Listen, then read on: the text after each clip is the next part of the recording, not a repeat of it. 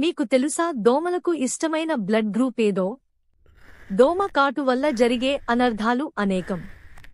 Malaria, dengue, chikungunya వంటి జబ్బులను దోమలు వ్యాపింపజేస్తాయి.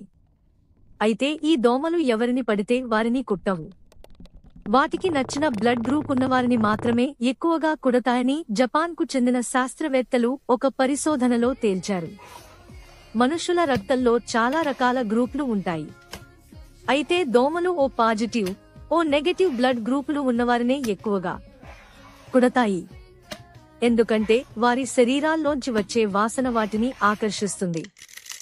ఇంకా ఈ బ్లడ్ వాటికి రుచిగా అనిపిస్తుంది.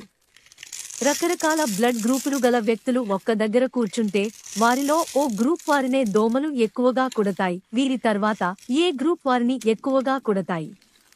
ఈ బ్లడ్ గ్రూపులు ఉన్నవారు జాగ్రత్తగా ఉండటం మంచిది.